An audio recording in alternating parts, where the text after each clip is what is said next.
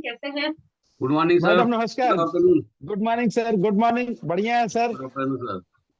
स्वागत, welcome. Carry on कीजिए, जो बोलेंगे हम लोग करेंगे, इसको अब हम लोग कंटिन्यू करें। Yes sir. Okay, doctor B B Singh sir, please come on. Okay. सबको नमस्कार। सब जुड़ गए हैं।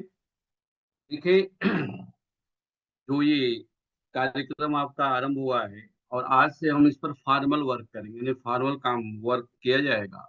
तो कैसे हमें आगे बढ़ना है, और यहाँ मेन टारगेट है सिविल सर्विसेज एग्जामिनेशन जितनी भी हैं।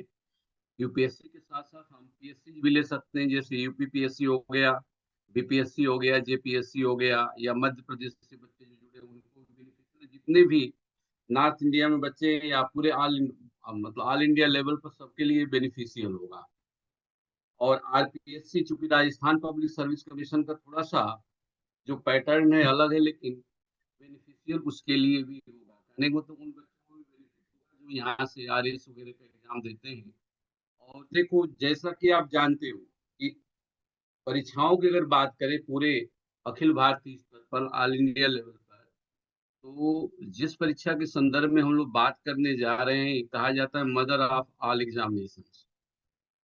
पूरी परीक्षाओं की ये जननी है। अगर इसकी तैयारी आप अच्छे कर लेते हैं तो बाकी जो अन्य जो परीक्षाएं हैं, जहाँ सर्विस इसके थ्रू आप जिस सर्विस में जाना चाहते हो, कहीं ना कहीं इसका प्रत्यक्ष या परोक्ष रूप से इसका लिंक होगा। तो जो सिलेबस है, जैसा कि आप जानते हो कि सिलेबस हमेशा चेंज होता रहता है, और यूपीएससी काफी डायनेमिक है। सिलेबस चेंज हो या ना हो, जैसी परिस्थितियां होती है होते जाते हैं। पूर्व क्लास में भी हमने बात आपसे की थी। तो जैसे 2012 के सिलेबस चेंज हुआ, जैसे डिमांड थी पूरे राष्ट्र की, उस प्रकार से चेंज किया गया। और जैसा कि हम जानते हैं कि आपकी सिलेबस में भी है globalisation, privatisation and liberalisation concept. तो ये कॉन्सेप्ट तो 92 में आ चुका था, लेकिन धीरे धीरे उस सरकार वर्क कर रही थी। और 2012 में सरकार को ये महसूस हुआ कि इसको चेंज किया जाए, किस लेवल पर लिया जाए। तो बीच बीच में राजनीति होती है, एक स्वाभाविक पक्ष है, लेकिन जो भी चेंज हुआ उसके संदर्भ में हम देखते हैं तो जनरल स्टडीज यानी सामान्य अध्ययन का जो पार्ट था उसको काफी ब्रॉड कर दिया गया। और जो ऑप्शनल सब्जेक्ट है, वैकल्पिक विषय, उसको थोड़ा सा, कहने का मतलब संकुचित कॉन्ट्रैक्ट कर दिया गया, थोड़ा कम कर दिया गया। तो सिलेबस आपको बहुत अच्छी तरह से पता है। यहाँ पर जो भी हम बात करेंगे समग्र रणनीति, और जो पार्ट चलेगा सामान्य अध्ययन पर, नहीं जनरल स्टडीज पर। थोड़ी सी हम आपको और मेंस के संदर्भ में थोड़ा सा ब्रीफ कर दें कि जो पार्ट है, जो सिलेबस है आपका, जैसे अगर हम शुरू करते हैं, एक तो मान लो समसामयिक जो घटनाएं होती हैं जिसको आप करंट अफेयर्स कहते हैं, रेगुलर आपको देखना है, रेगुलर। जैसे इसमें इस दौरान हम चर्चा भी करेंगे। तो जो समसामयिक की परिघटनाएं यानी करंट अफेयर है, या जो इशूज आप कहते हैं, इसको आप अपने स्तर पर देखेंगे। और बाकी जो स्टैटिक पार्ट है, स्टैटिक पार्ट में जैसे इंडियन हिस्ट्री हो गई, वर्ल्ड हिस्ट्री हो गई, ज्योग्राफी हो गई, इन्वायरमेंट हो गया, constitution, Indian politics, social justice हो गया, इसके बाद इंडियन इकोनॉमी हो गई, साइंस एंड टेक्नोलॉजी। ये तो मेजर 5 पार्ट्स हैं। इसके बाद अगर हम चलते हैं 5 पार्ट्स के अलावा, तो इसके बाद आ जाता है इंडियन सोसाइटी, डिजास्टर मैनेजमेंट, आंतरिक सुरक्षा, नीति शास्त्र, जैसे कि क्लास हुई भी है आज एथिक्स की थोड़ी बहुत, जैसे भी हुई, और समसामयिक इशू जिसकी हमने बात की। अब इसमें हमें क्या करना है कि एक समग्र रणनीति के साथ हमें प्रिपेयर करना है। तो आप हमें मीन्स कि आपको प्रिपेयर करना है। हम धीरे धीरे क्या करेंगे, आपके लिए गाइडलाइन करने का मतलब एक प्लेटफॉर्म तैयार कर देंगे, उसके अनुसार आप तैयारी करो। और आज से ये निर्धारित होगा, जैसे मान लो वीक में 2 दिन की क्लास हमारी होगी, उस बीच में जैसे आज हो रही है, फिर वेडनेसडे यानी बुधवार को होगी, तो इस बीच में हम आपको टारगेट देंगे। और उसके लिए जो रिकमेंडेड बुक है उनको भी हम कर देंगे, उतना आप तैयार करेंगे। और दिन उसका टेस्ट होगा आपका, और टेस्ट दोनों होंगे, ऑब्जेक्टिव भी होंगे और रिटन टाइप के भी होंगे, जिससे समग्र प्रिपरेशन कर सके। तो जैसे मान लो अगर हम शुरुआत करते हैं, तो स्वाभाविक भी पक्ष है कि हम शुरुआत करेंगे इतिहास से, हिस्ट्री से, सामान्य अध्ययन में हिस्ट्री से करेंगे। बहुत बच्चों का हो सकता है कि ऑप्शनल भी हो, लेकिन हमें अपनी प्रिपरेशन, जैसे कहा जाता है किस तरीके से करें, पिछली क्लास में भी बात कई बच्चों ने की।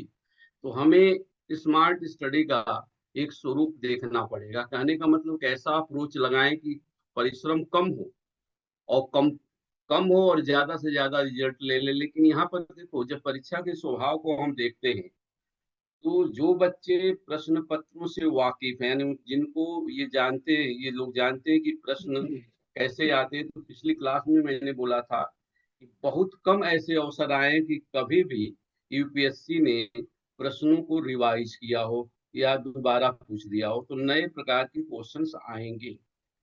प्रारंभिक परीक्षा में तो ये देखा जाता है सामान्यतः 4 प्रकार के क्वेश्चन आपके सामने डिस्कस भी हुआ था, आते हैं।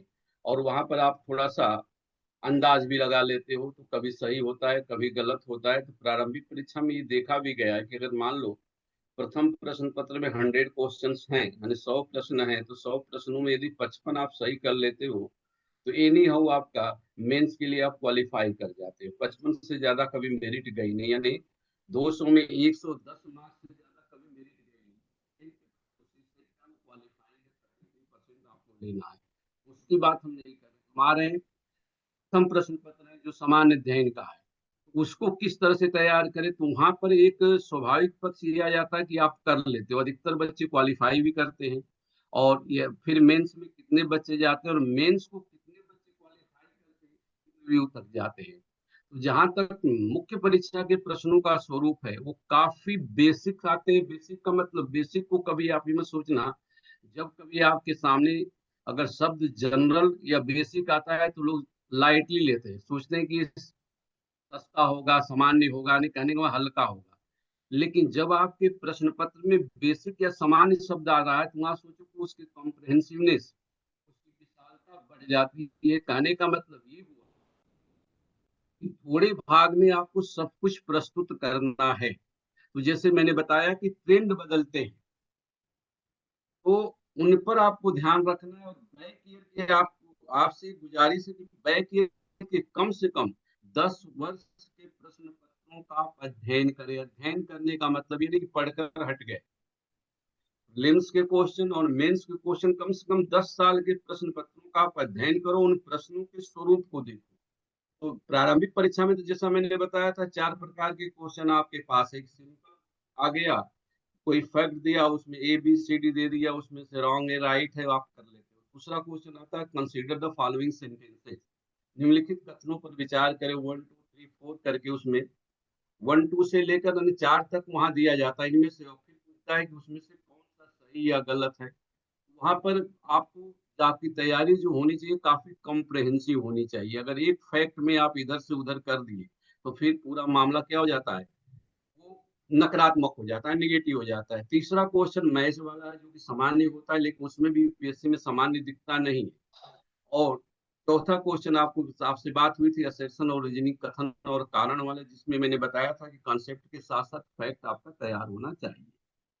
तो ये तो प्रारंभिक परीक्षा होगी। मुख्य परीक्षा में जब हम आते हैं, तो हर प्रश्न जो किया जाता है, उस प्रश्न का उत्तर आपसे समायोजित करके मांगा जाता है कि आपका विचार क्या है। और जैसे जैसे प्रवृत्तियां बदलती हैं, कहने का मतलब, शुरू की क्लास में, पिछली क्लास में मैंने बताया था कि आपको अपॉइंट क्यों किया जाए, तो आप एक तरह से समाज की समस्या के समाधान हेतु जाते हैं। तो जितने भी प्रश्न पूछे जाते हैं, आपके सामने समस्या खड़ी की जाती है, और उनके उत्तर में ये डिमांड की जाती है कि कोई अच्छा कैंडिडेट आए और इन प्रश्नों का उत्तर ऐसे दे जो कि समस्याओं को सॉल्व कर ले, यानी प्रॉब्लम सॉल्वर हो जाए। तो कैसे करेंगे, तो हर प्रश्न ये पूछा जाता है। जैसे मान लो, अगर इतिहास में हम बात करें, तो शायद इस प्रश्न पर हमने चर्चा की थी या नहीं की थी, एक बार आपके सामने रखना हो। एक बार जो ये क्वेश्चन आया हुआ है हिस्ट्री से, कि करजन और नेहरू में दूरी होते हुए इनमें समानता क्या थी। लॉर्ड करजन और पंडित नेहरू दोनों में अगर हम समान रूप से हिस्ट्री को देखते हैं, तो सोचते हैं कि इनमें बहुत अंतर है, लेकिन समानता क्या है। इस प्रश्न का उत्तर कैसे आप ऑर्गेनाइज करोगे, कैसे इसको कोऑर्डिनेट करके लिखोगे। तो ये एक पुस्तक नहीं, पुस्तक में जब फैक्ट आप पढ़ते, तो फैक्ट के प्रवृत्ति को देखो, ट्रेंड को, कि कैसे जोड़ा जा रहा है, और कितना डायनेमिक क्वेश्चन हो गया। करजन और नेहरू के मध्य समानता क्या थी। अगर सामान्य भाषा में हम आपसे बात करें, तो करजन को हम रावण मानते हैं और नेहरू को हम राम मानते हैं। जबकि आलोचना होती है वो बात दूसरी राज्य व्यवस्था की। तो इनमें समानता क्या थी, इन प्रश्न का उत्तर कैसे ढूंढेंगे? फिर प्रश्न यह भी पूछा गया पूर्व में कि जीवित गांधी से मृत गांधी ज्यादा प्रासंगिक है। इस प्रश्न का उत्तर कैसे देंगे? फिर एक क्वेश्चन हमारे सामने आया किसी पीएससी में कि कहा जाता है कि भारतीय सभ्यता जो है, संस्कृति और सभ्यता अंधविश्वास पर टिकी हुई है, लेकिन अगर सूक्ष्म विश्लेषण किया जाए तो हमारी सभ्यता और संस्कृति के आधार में ही वैज्ञानिकता का दर्शन होता है। हमारी सभ्यता और संस्कृति के आधार में ही वैज्ञानिकता का दर्शन है। इस प्रश्न के उत्तर की शुरुआत आप कैसे करोगे? तो शुरुआत हमें किस प्रकार से करनी होगी, इसका आधार कब बनेगा? जब आपका अध्ययन कॉम्प्रेहेंसिव भी हो, स्मार्ट भी हो। तो इस तरह से आप करोगे। कई बार मैंने बोला, बहुत से आप स्टूडेंट हैं जो कई संस्थान से जुड़े हुए हैं, तो कई टीचर तो अपने लेवल पर काम करते हैं, हर तरह से कार्य करते हैं, लेकिन ये कार्य आपको करना है। जब हम सिलेबस देखते हैं कि जब इंडियन हिस्ट्री या वर्ल्ड हिस्ट्री में जाते हैं, या इंडियन हिस्ट्री के साथ साथ जब 3 पार्ट मौलिक हम देखते हैं, प्राचीन कालीन भारत, मध्यकालीन भारत और आधुनिक कालीन भारत, और आजादी के बाद का भारत, इसके बाद विश्व इतिहास। तो इसका जब हम अध्ययन करते हैं तो सबसे पहले जैसे कहा कि जो व्यवस्था होती है, जो डिमांड होती है, वैसे चल रहा है विश्व के। और हमेशा आप देखो कि विश्व में जो प्रवृत्तियां होती हैं उसको रिलेट करके यूपीएससी क्वेश्चन पूछता है। जैसे इंडियन डायस्पोरा की अगर हम बात करें तो आज देखो, जैसे ब्रिटेन में आपको पता है, अगर साधारण रूप से करें तो भारत की धूम है, यूएसए में धूम है कि कई प्रशासनिक पदों पर, यानी कहा जाए कि हेड ऑफ नेशन की बात करो ब्रिटेन में, और यूएसए में भी बात करूं, उपराष्ट्रपति क्या है, इंडियन डायस्पोरा से संबंधित है, और ये सब चल रहे हैं। तो इनसे संबंधित भी क्वेश्चन पूछे जा सकते हैं। तो इसको इतिहास से कैसे समान रूप से, जब न्यूज़पेपर पढ़ते तो आपको कई न्यूज़पेपर में देखा होगा कि 190 वर्ष तक इन लोगों ने राज किया, अब हम वहां राज करेंगे। तो इनको भी कोऑर्डिनेट करके क्वेश्चन आपसे पूछे जा सकते हैं। तो हमें क्या करना है कि जब हम भारतीय इतिहास का अध्ययन करते हैं, कई बच्चे सामान्य रूप से हम सुनते हैं, देखते हैं, या आप महसूस भी करते हो कि इतिहास याद नहीं होता। हिस्ट्री से ही शुरुआत हम करेंगे और टारगेट आपको देंगे। कई लोग बोलते हैं इतिहास याद नहीं होता। ये हमें बता दो, जो साइंस बैकग्राउंड के बच्चे हों या अन्य ह्यूमैनिटी सब्जेक्ट जिसके पास हिस्ट्री नहीं, हम साइंस में भी क्या पढ़ते हैं? हिस्ट्री तो पढ़ते हैं।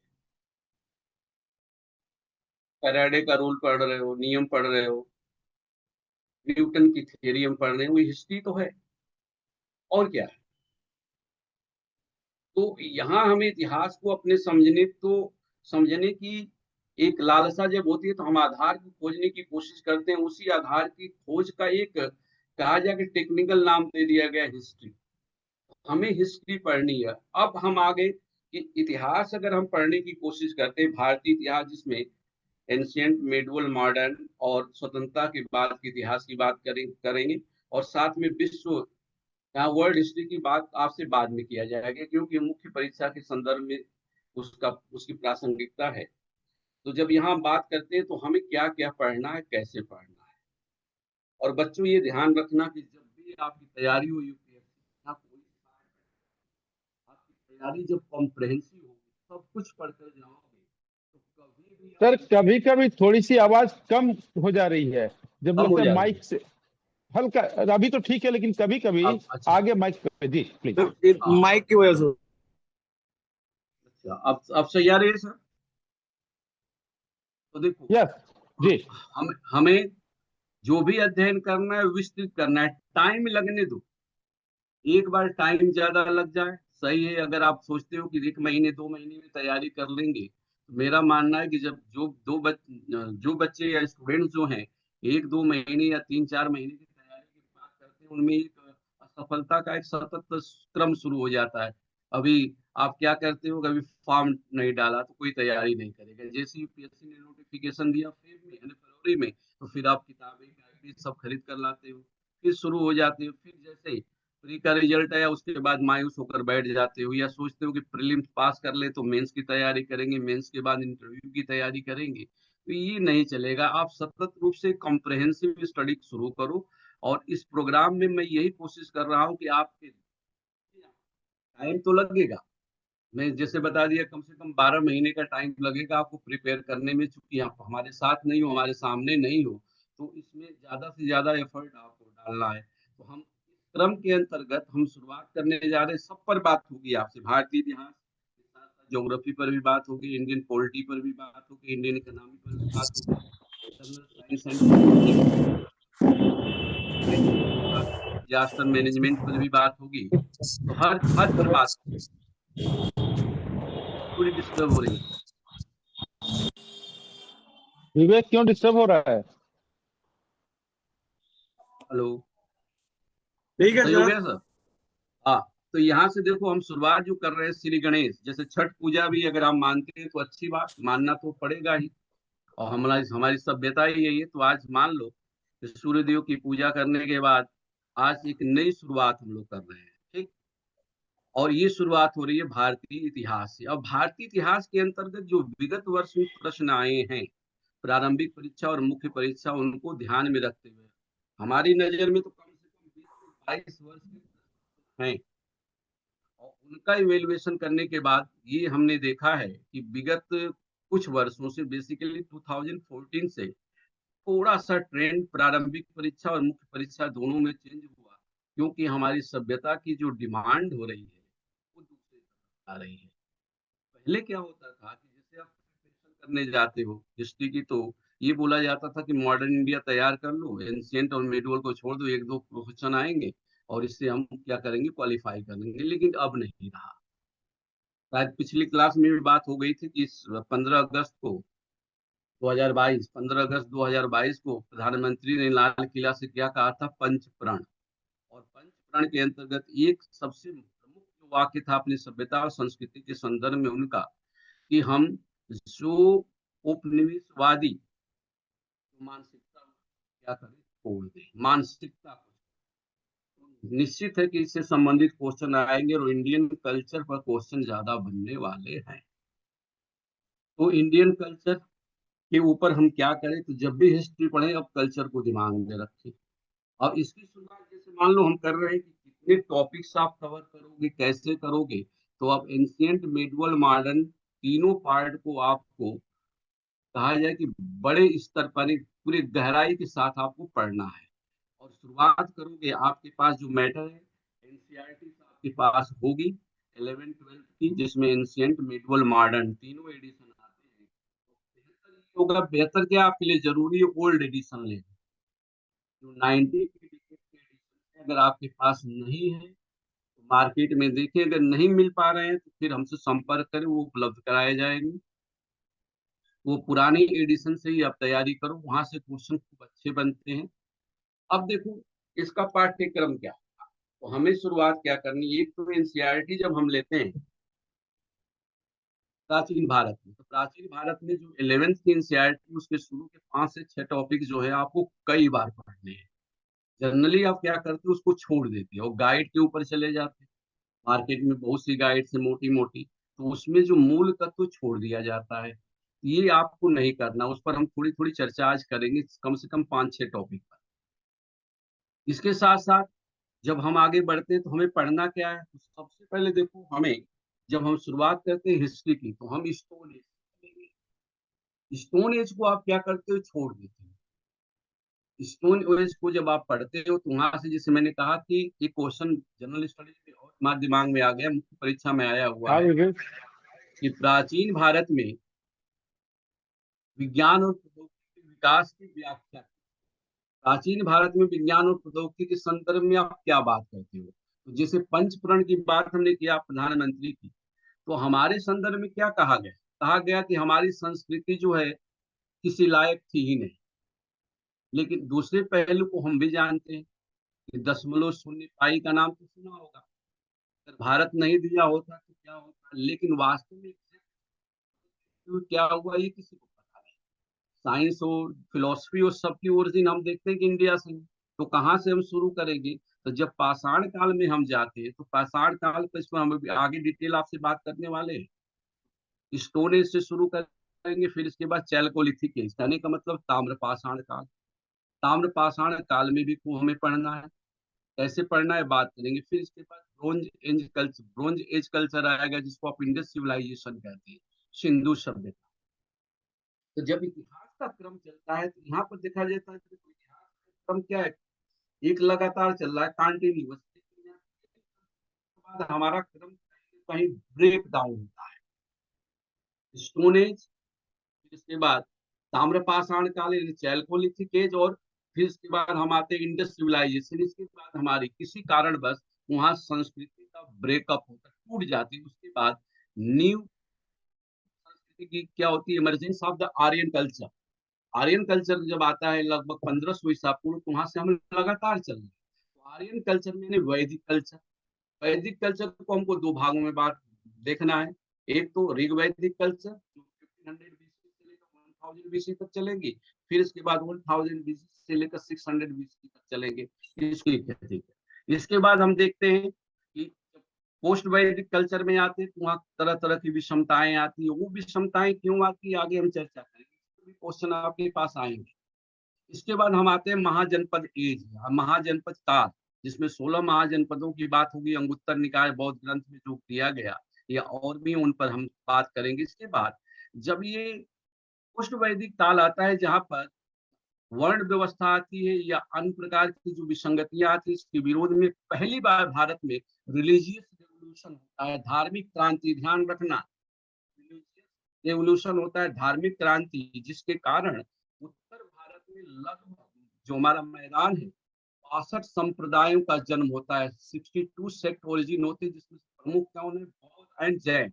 तो जैन बौद्ध को हमें पढ़ना है, लेकिन जब जैन बौद्ध को हम पढ़ेंगे उसके साथ साथ ही हम ब्राह्मण और शैव दोनों धर्मों को क्या करेंगे, एक साथ ले लेंगे। ठीक, जो हमारी परिकल्पनात्मक प्रकार से है। इसके बाद हम चलेंगे ओरिजिन ऑफ डायनेस्टी। तो महाजनपदों में उत्कर्ष आएगा मगधा का। कहा जाता है कि 16 महाजनपद थे, उसमें से 4 महाजनपद जो थे काफी शक्तिशाली थे, जिसमें वत्स था, कौशल था, मगध और अवंती। ये 4 महाजनपद क्या थे, शक्तिशाली थे। लेकिन फिर एकत्रीकरण की प्रक्रिया चली, सेंट्रलाइजेशन की प्रवृत्ति चली, तो मगध क्या हुआ, शक्तिशाली हुआ। तो कहा जाता है उत्कर्ष ऑफ मगधा। तो मगधा में हर्यक, शिशुनाग वंश और नंद वंश को थोड़ा थोड़ा पढ़ेंगे। लेकिन फिर तो जब हम अपनी डेंसिटी हेरिडिटी से जुड़े हुए हैं, तो फिर हमारा वंश आ गया, कहने में कोई बुराई नहीं। हमारा वंश है मौर्य, और जब मौर्य डेंसिटी आती तो उसको पहली बार नाम दिया गया मौर्यन एम्पायर, मौर्य साम्राज्य। ध्यान रखना, इतिहास में कब कब साम्राज्य शब्द का हमने क्या किया, नाम दिया। तो मौर्य साम्राज्य, मौर्य साम्राज्य का हम विधिवत अध्ययन करेंगे। क्वेश्चन खूब आए हुए हैं, हर तरह से आए हुए हैं, और कोशिश ये होगी कुछ जेन्युइन तथ्य भी आप जानने की कोशिश करो। इसके कई कारण, एक तो मान लो यूपीएससी में क्वेश्चन भी आएगा, दूसरे में हर जगह मौर्य अगर कहा जाए, भारतीय चिन्ह कहा जाए कि राष्ट्रीय स्मारक सारी चिन्हों की बात है तो हमसे ही शुरू होते हैं, राष्ट्रीय प्रतीक हमसे शुरू होते हैं, लेकिन हम हैं कहाँ। इससे अपने विषय में भी हम लोग बात कर लेंगे, हम लोग हैं कहाँ भाई। अशोक चक्र अगर कहा जाए, सब बोलते हैं ना अलग अलग, हालांकि बात नहीं करनी चाहिए, लेकिन सब बोलते हैं कि ये मेरा है, तो अशोक चक्र तो मेरा है, संविधान पर मैं ही हूँ। लेकिन चलो ये बात की बात होगी। इसके बाद जब हम आएंगे तो आएंगे पोस्ट मौर्यन पीरियड। तो पोस्ट मौर्यन पीरियड में शुंग वगैरह आ जाएंगे, सतवाहन, शुंग, कुषाण तक हम आएंगे। छोटे छोटे और भी थोड़े से अध्ययन हम कर लेंगे, लेकिन इसी दौरान हम ईरानी और यूनानी आक्रमण का भी अध्ययन करेंगे। 1-2 क्वेश्चन आए हुए हैं। इसके बाद जब हम आगे जाते हैं तो एक तरह से इतिहास में डिसेंट्रलाइजेशन की प्रवृत्ति, और एक कॉन्सेप्ट यहाँ उदय होता है, फ्यूडलिज्म, सामंतवादी प्रवृत्तियां। इस पर भी क्वेश्चन कई बार पूछा गया है। तो यहीं पर जब हम आएंगे मेन टॉपिक में, तो आपसे क्या करेंगे, चर्चा करेंगे। फिर गुप्ताज में आएंगे, गुप्ताज के बाद पोस्ट गुप्ता में आएंगे, तो वहां पर नॉर्थ इंडिया और साउथ इंडिया में बात होगी। छोटे छोटे राज्य, जैसे नॉर्थ इंडिया में आ गए तो परमार, चूल, चालुक्य, चौहान, ये सब सबका थोड़ा थोड़ा अध्ययन करेंगे। फिर इसके बाद हम चले जाएंगे मेडुवल की तरफ। तो मेडुवल से पहले हम इन्वेजन देखेंगे। अरब इन्वेजन 712 ईस्वी में पहली बार मोहम्मद बिन कासिम का आक्रमण होता है, उसके विषय में थोड़ा सा देखेंगे। मोहम्मद गोरी और गजनवी, गजनवी और गोरी। इसके बाद सल्तनत में आ जाएंगे, सल्तनत का विधिवत अध्ययन करेंगे। सल्तनत में देखा जाए, दिल्ली सल्तनत में तो 5 डायनेस्टीज हैं हमारे पास: दास वंश, स्लेव डेंसिटी, खिलजी, तुगलक, शैयद और लोधी। और इसी दौरान हिंदी और उर्दू कल्चर का मिश्रण होता है। सूफी मत वगैरह पर चर्चा होगी आपसे, ये दिए जाएंगे आपको, आप तैयार करोगे, टेस्ट होंगे। इसके बाद हम चले जाएंगे मुगल में। तो मुगल में जब जाएंगे तो 1526 से लेकर 1858 तक, मान लो, या 1857 तक चलता है, लेकिन 1526 से लेकर 1707 तक का हम क्या करेंगे, मेडुअल इंडिया के अंतर्गत ले लेंगे। फिर इसी समय कुछ छोटे छोटे राज्यों का उदय होता है, उनका भी अध्ययन करेंगे, जिसमें विजयनगर को हम बहुत ज्यादा क्या करेंगे, कंसंट्रेट करेंगे, क्वेश्चन ज्यादा है यहाँ से। फिर इसके बाद हम चलेंगे मॉडर्न इंडिया में। तो मॉडर्न इंडिया में जाते क्या होगा कि जब डिसेंट्रलाइजेशन ऑफ दिल्ली होगा, कहने के मतलब दिल्ली का डिसेंट्रलाइजेशन हुआ, तो छोटे छोटे राज्य आ गए, अवध आ गया, बंगाल आ गया, हैदराबाद, पंजाब। इन पर थोड़ी थोड़ी बातें होंगी। इसके बाद फिर यूरोपीय मॉडर्न में हम चलेंगे।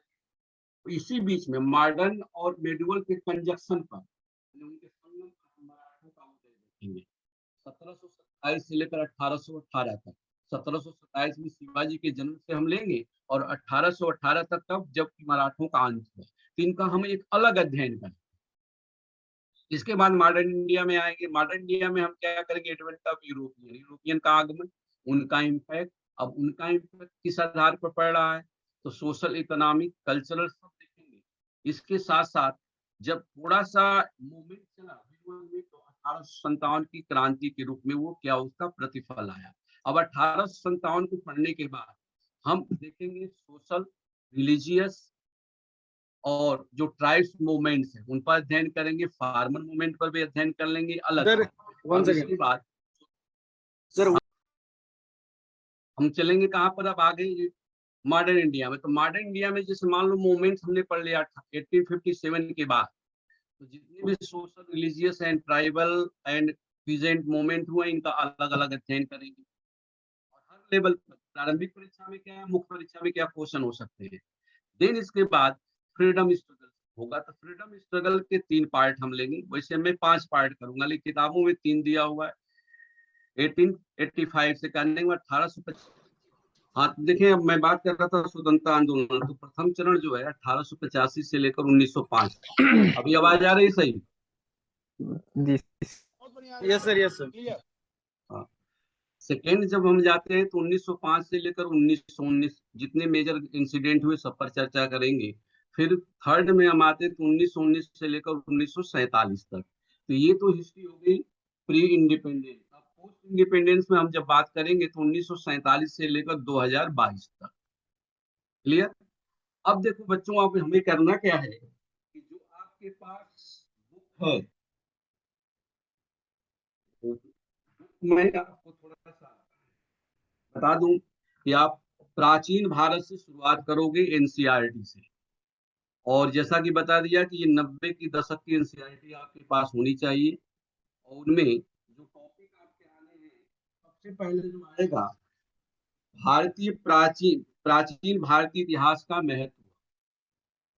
ठीक, इसके बाद है प्राचीन भारतीय इतिहास के आधुनिक लेखक, जिससे कई बार क्वेश्चन बहुत अच्छे आए हैं, लेकिन गाइड के चक्कर में टॉपिक को कोई पढ़ता नहीं। इसके बाद स्रोतों के प्रकार और ऐतिहासिक निर्माण, types of sources and historical construction, इससे है। फिर इसके बाद है भौगोलिक ढांचा, जियोग्राफिकल सेटिंग।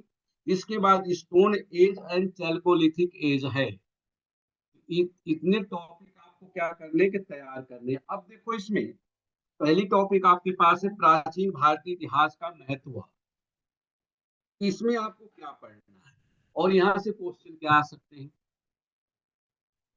जैसे दे दिया गया importance of ancient Indian history. तो इतिहास का महत्व क्या,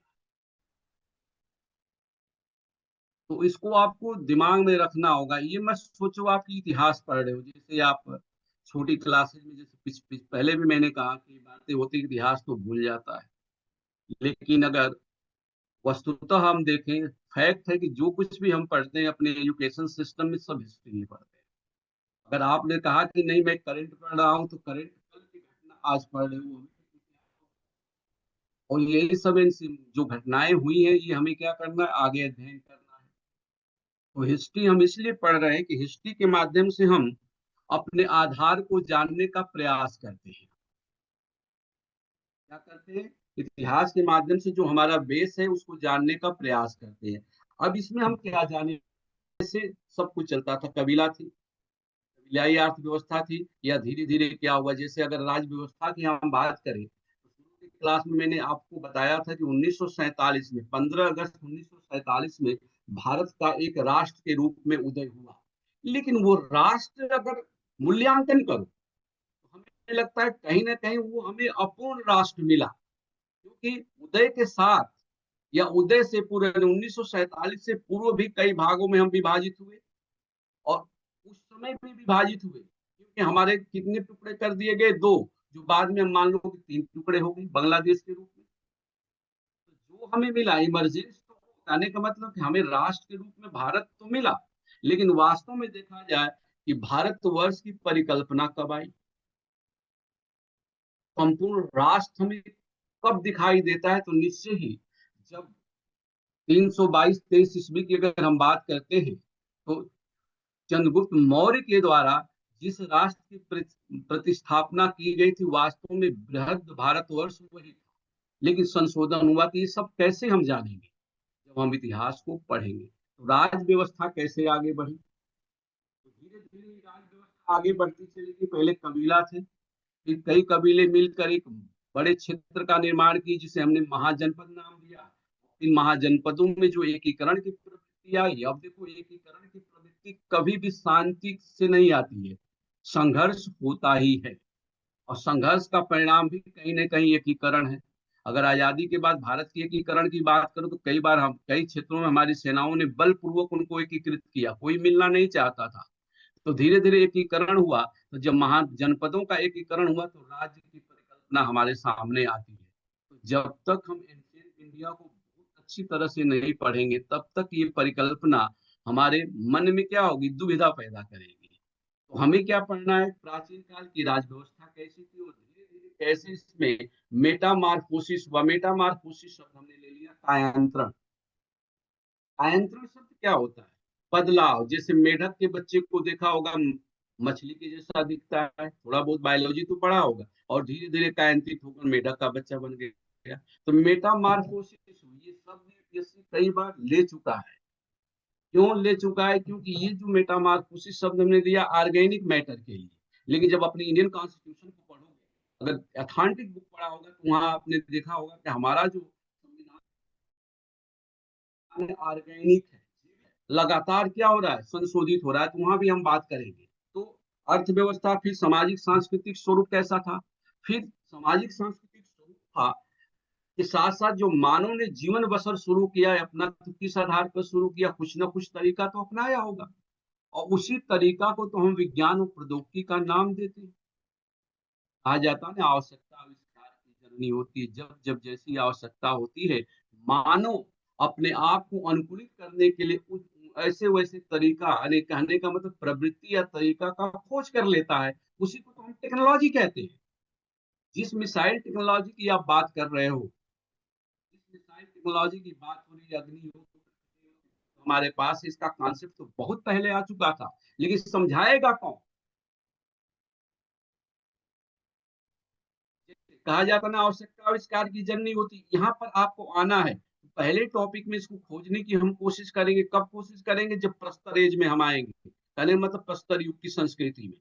तो यहाँ हमें जानने की कोशिश करनी है। इसके साथ साथ जब हमने सारा राज व्यवस्था देख ली, तो हमारे जो हैबिटेट प्लेस है, आवासीय स्थान का स्वरूप कैसे बदला। पहले लोग घूमते थे, घुमक्कड़ थे, फिर कबीले में, कबीले के साथ साथ क्या हुआ, विलेज। अब आपसे पूछा जाए कि भारत में या विश्व में जो गांव की संकल्पना है, जो गांव बसाए गए, उसके पीछे क्या था, गांव क्यों बसाए गए, पहले कबीला था, ये हमारी अर्थव्यवस्था थी। पहले क्या था कि लोग शिकारी थे, आज यहाँ शिकार किए, कल वहां किए, कल वहां किए, लेकिन धीरे धीरे मैदान में शिकार समाप्त होने लगे। तो पशुपालक बन गए, तो क्या हो गए, जनजाति हो गई। पशुओं को आज यहाँ चराया घास, तो कल वहां चराया, कल यहाँ चराया, तो घूमने लगे। अभी भी कई जनजातियां या ट्राइब्स आप देखते हो, में देखा जाता है एक विशेष प्रकार का माइग्रेशन होता है जिसे ट्रांस ह्यूमेंस कहते हैं, ऋतु प्रवास कहा जाता है। जैसे किर्गिज है, कजाक है, अपने यहाँ जो है गद्दी है, बकरवाल है, जो हिमालय क्षेत्र में, कई बार क्वेश्चन ये भी आ गया था, ट्रांस ह्यूमेंस करती है। तो उस समय प्राचीन काल में सब लोग करते थे, लेकिन जब धीरे धीरे ये स्थायी एग्रियन हो गए, कहने परमानेंट कृषि करने, तो कृषि कहाँ होगी, लैंड में होगी, तो लैंड को तो यहाँ से वहां नहीं लेकर जा सकते हैं। और यही जो परमानेंट लैंड है, लैंड जो हमारे भूमि है, इसने ही मजबूर किया कि हम स्थायी निवास बना कर रहें। तो ये हमारी अर्थव्यवस्था का जो मूल स्रोत है कृषि, और कृषि हम किससे कर रहे हैं, स्थायी भूमि से। इससे हम मजबूर हो गए कि यहाँ हम विलेज को क्या करें, स्थापित करें, गाँव को। यहाँ से गाँव का विकास हुआ। आज भी आप जानते हो, अगर भौतिक स्रोतों में बात करें तो खतरनाक, यानी साधन खतरनाक नहीं कह सकते, महत्वपूर्ण क्या है, लैंड है। और हम कहते भी हैं कि हमारा तो गांव वहाँ है, वहीं रहेंगे, क्योंकि वहां पर हमारे क्या है, मूल अर्थव्यवस्था का साधन कहाँ है, गांव में। और कोरोना काल में जो कोविड-19 आया, तो कई लोगों को सिखा भी दिया, इस पर आगे हम चर्चा करेंगे। तो इस तरह से गांव बसा, और गांव के बाद फिर अर्बनाइजेशन कैसे हुआ। तो अर्बनाइजेशन की प्रवृत्ति कहाँ दिखाई देती है, पहली बार चैल्कोलिथिक में, कहाँ पर, ताम्रपाषाण काल में। और कहाँ कहाँ, जो महाराष्ट्र के कुछ क्षेत्र जैसे नेवासा, इनाम गांव है, नाम आएंगे आपके आगे, वहां से शुरू हो जाता है। तो धीरे धीरे प्रवृत्तियां, तो इस तरह से विकास की प्रवृत्ति कैसे चली, इसे आपको देखना है। अब इसके साथ साथ जैसे जैसे माहौल बदलता गया, इसके अंतर्गत हमें क्या अध्ययन करना है, बोली, भाषा और लिपि। बोली कैसे आई, भाषा कैसे आई, और लिपियां कैसे हुई, ये सब कुछ वहां दिया हुआ, थोड़ा थोड़ा आप पढ़ते जाएंगे। अब इसके बाद एंशिएंट इंडिया में जब जाते तो हमारे सामने एक स्वरूप अजीब आता। आज भी हमारे उसको लेकर हम क्या करते हैं, जैसे कहा जाता है ना, कभी कभी बोला जाता है कि 56 इंच का सीना। बात समझ गए, थोड़ा सा ये हास्यास्पद हो सकता है, लेकिन बातें कही गई। अभी शुरू होगा, इलेक्शन आएगा तो हम अपनी जो छाती 56 इंच से ज्यादा कर लेते हैं, क्योंकि हम क्या है, संस्कृति के जन्मदाता है। क्यों है, क्योंकि हमारे यहाँ क्या है, अनेकता में एकता, यूनिटी इन डाइवर्सिटी, कई बार ऐसे आया। इसका जो बेस शुरू होगा यहाँ से, अनेकता में एकता कैसे, जैसे हम अगर एंशिएंट कल्चर की बात करते हैं, आफ्टर महाजनपदा या पोस्ट मौर्यन काल, तो पोस्ट मौर्यन काल से पहले क्या स्थिति थी, पहले जो हम लोग थे इंडस सिविलाइजेशन तक, उसको कहा जाता है प्रिमिटिव आर्य, प्राक आर्य थे, ठीक। हालांकि इस पर विवाद है, लेकिन बाद में जैसे वैदिक काल आया तो इसको कहा गया मॉडर्न आर्य, आर्य हमारे बने। अब इसके बाद यहाँ पर संस्कृतियों का कॉन्फ्लुएंस शुरू हुआ, संगम। तो हमारी कहा जाए कि यहाँ पर इतनी ज्यादा संस्कृति क्यों आई, तो कहा जाता है जहाँ आवश्यकता की पूर्ति होती है वही जाए। सब लोग जाते हैं, तो आवश्यकता की पूर्ति इसलिए हुई कि हमारे यहाँ गंगा का उपजाऊ मैदान, गंगा यमुना सिंधु का, तो लोग यहाँ आकर्षित होते चले गए। कहने का मतलब एक तरह से ग्रेविटेशनल फोर्स लगा, और सारे कल्चर को यहाँ ले लिया। तो हम लोग कहते हैं, देखो, अगर हम राष्ट्रीय स्तर पर जाने की बात करते हैं, बोलते हैं इनका आक्रमण, उनका आक्रमण, इनका आक्रमण, बल्कि ये आवश्यकता की पूर्ति के लिए संस्कृतियों का यहाँ क्या हुआ, डिफ्यूजन हुआ, विसरण हुआ, और वो विस्तृत होकर छन छन कर यहाँ आई। किस रूप में आई, कभी प्राकार्य के रूप में, कभी आधुनिक कार्य के रूप में, कभी यूनानी के रूप में, कभी शक के रूप में, कभी पहलव के रूप में, कभी कुषाण के रूप में, कभी ईरानी के रूप में। इस तरह से सभी संस्कृतियों का जमावड़ा हुआ। यहाँ से जब हम अनेकता में एकता के संदर्भ में जब हमको क्या मिलेगा, देश मिलेगा। इसको बहुत अच्छी तरह से आप पढ़ोगे। इस टॉपिक में पहली टॉपिक जो प्राचीन इतिहास का महत्व है, यहाँ से आपको मिलेगा। इस टॉपिक को कई बार पढ़ने की कोशिश करो। अक्सर आप लोग क्या करते हो,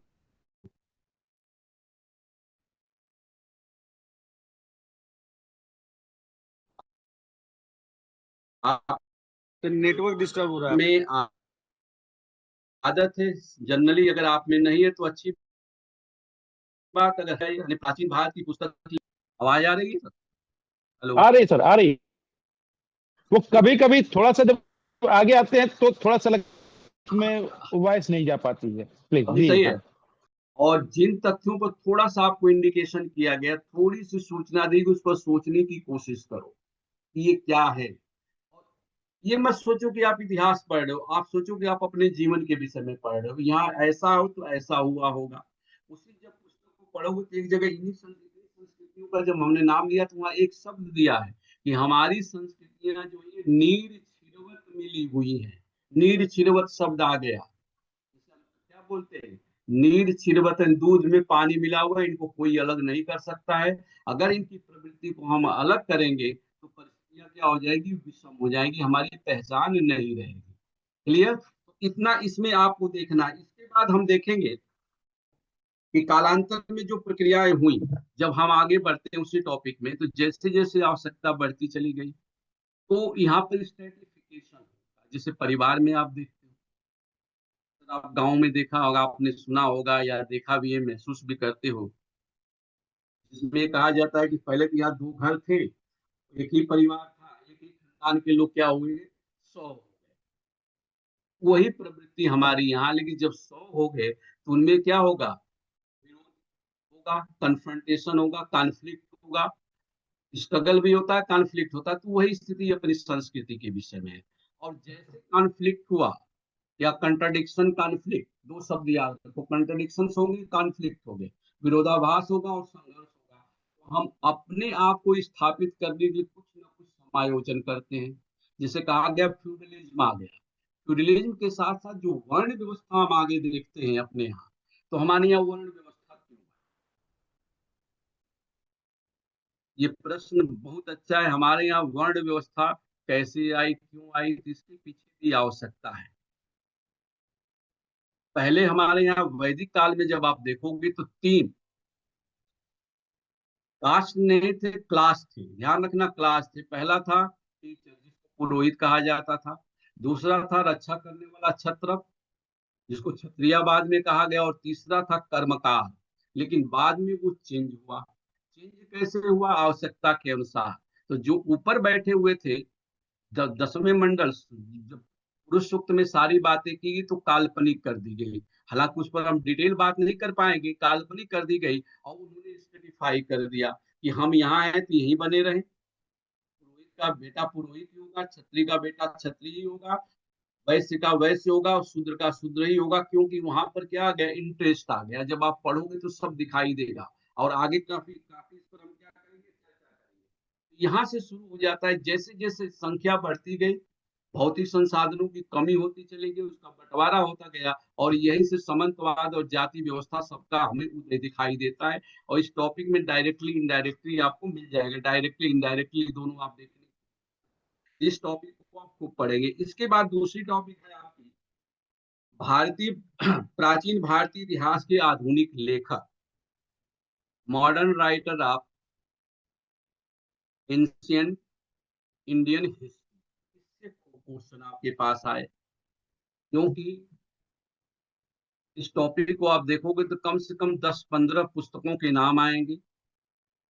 जो हमारी प्राचीन पुस्तकें हैं उनका अंग्रेजी में अनुवाद किया, किसने किया, इस प्रकार से किया। तो यूपीएससी जब भी क्वेश्चन उठाता है यहाँ से, जैसे कहा जाए कि 1776 में एक पुस्तक थी जिसको आप जानते हो, मनुस्मृति, तो काफी विवादित रहती है, काफी बातें इस पर होती है, कई बार इस पर कन्फ्रंटेशन होते रहते हैं लोगों में। तो इसका अनुवाद 1776 में किया गया। कई बार पूछा गया किस नाम से किया गया? अकोड ऑफ जेंटुला, अकोड ऑफ जेंटुला, यह भी पूछा गया। इसके बाद एशियाटिक सोसाइटी या बंगाल की स्थापना कब की गई, ये पूछा जा सकता है। इसके बाद अभिज्ञान शकुंतलम, जो कालिदास का की महान रचना है, अभिज्ञान शकुंतलम की अंग्रेजी में अनुवाद किसने किया, ये क्वेश्चन पूछा गया है। इसके बाद भगवत गीता का अंग्रेजी में अनुवाद किसने किया, भगवत गीता का स्वरूप कैसे कैसे बदला, रामायण का स्वरूप कैसे कैसे बदला, तो सब कुछ उस टॉपिक में दिया गया, आपको दिमाग में रखना है। इसके बाद कई किताबें हैं जिन पर आप क्या करेंगे? अलग अलग से करेंगे, उसके मूल तथ्य को देखने की कोशिश करोगे कि जो लिखा गया, जिसने अनुवाद किया, किस हिसाब से किया। तो कभी कभी ये प्रश्न दिमाग में आना चाहिए कि जो अनुवाद किया है, जो यूरोपियन लोगों ने अनुवाद किया, कहीं ऐसा तो नहीं कि जो मूल हमारा तथ्य था उसको चेंज करके अनुवाद कर दिया, क्योंकि सारी लिपियों का अध्ययन उन लोगों ने किया, चाहे ब्राह्मी लिपि हो, पाली हो या सिंधु सभ्यता की लिपि तो पढ़ी नहीं गई, तो जिन लिपियों को ट्रांसलेट किसने किया? यूरोपियंस ने किया, हमने तो किया ही नहीं। तो जो उन्होंने बताया उसको हमने स्वीकार कर लिया। तो यहाँ पर एक कंट्राडिक्शन आएगा, क्या हम पढ़कर फिर से उसको अपने अनुसार नहीं कर सकते हैं? तो इन तथ्यों को आपको देखना है। तो अनेक प्रकार की इसमें पुस्तकें आएंगी, इनका आपको अध्ययन करना है। तो इन टॉपिक्स को आप क्या करोगे? अलग अलग तरीके से पढ़ेंगे। अभी आपके पास, जैसे मैंने बताया था कि 5 टॉपिक आप आपके पास अगर पुस्तक है तो उसको पढ़े, कम से कम 5 के 6 टॉपिक आप तैयार कर लेना इंडस सिविलाइजेशन तक। और नेक्स्ट वीक मोस्ट प्रोबेबल है, मैंने प्रोबेबिलिटी कि आपका इसमें से हम टेस्ट लेंगे और मैटर आपको बता दिए क्या लेंगे। एनसीईआरटी 11th क्लास की एनसीईआरटी, प्राचीन भारत, एंशिएंट इंडिया की 1 to 6 टॉपिक आप तैयार करेंगे। इनसे क्वेश्चन आपके पास जाएंगे। पहले ऑब्जेक्टिव जाएंगे, ऑब्जेक्टिव के साथ साथ कुछ रिटन टाइप क्वेश्चन भी आपको दिए जाएंगे। तो ऑब्जेक्टिव तो जैसे आप भेजोगे या चेक कर लिया जाएगा मेरे पास, और रिटन जो आएंगे देखेंगे उसमें हमें क्या करना है। क्लियर? तो इस तरह से हम क्या करेंगे, स्टेप बाय स्टेप आगे बढ़ेंगे। क्लियर? तो आप आज शुरुआत हो गई, आगे और भी हम कोशिश करेंगे बहुत अच्छा हो और अच्छा हो। और हम इस आशा के साथ ही आगे बढ़ रहे हैं कि आपको 100% इसका क्या मिले, फायदा मिले। अब जितने बच्चे जुड़े हुए हैं, एक एक करके जो क्वेश्चन पूछना आप पूछ सकते हैं। यस सर, हाँ, थैंक यू। और बिल्कुल। बीवी सिंह साहब ने, डॉक्टर बीवी सिंह साहब ने अब सिस्टमेटिक एक पढ़ाई की शुरुआत की है। और अभी जो हम लोग संडे को क्लास चलाते हैं, इसको संडे के अलावा एक दिन और वीक में चलाएंगे, और क्लास के साथ ही आपका टेस्ट भी होगा। तो अभी हिस्ट्री की जो सर ने बात बताई, अभी आप लोग उसके ऊपर थॉट दो, जो अपनी पढ़ाई कर रहे हो उसके साथ ही अब फोकस करते हुए 1 साल तक के टारगेट के हिसाब से चलेंगे। किसी को कोई डाउट हो पूछे और अपना सजेशन दे। ओपन है, माइक अपना अनम्यूट करके बोल। सर आपका म्यूट है सर। किसी हाँ, किसी को कुछ पूछना हो, राहुल, मनु, आप तैयारी अपनी जैसी कर रहे हैं, आप सजेशन दीजिए। और कुछ पूछना हो पूछिए। जो अगले बार सर क्विज लेंगे, क्लास वो लेंगे, एग्जाम लेंगे, उसके लिए भी अपने को तैयारी करनी है। आप लोग प्लीज।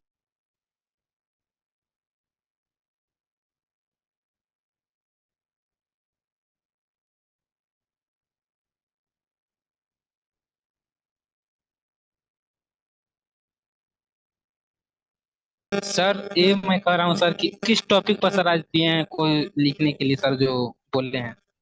लिखना नहीं है, आपके पास प्राचीन भारत है क्या एनसीईआरटी? जी उसमें शुरू के जो है 5-6 टॉपिक जो है आपको तैयार करने हैं। सर एक बार बता दीजिए। टॉपिक है प्राचीन भारत के इतिहास, प्राचीन इतिहास के आधुनिक लेखक, ऐतिहासिक निर्माण, भौगोलिक ढांचा, स्टोन एज और ताम्रपाषाण कालीन। 6 टॉपिक आप तैयार करेंगे। आवाज नहीं आ रही है। तो फिर सर आज का क्लोज किया हाँ जाए क्या? हाँ, क्लोज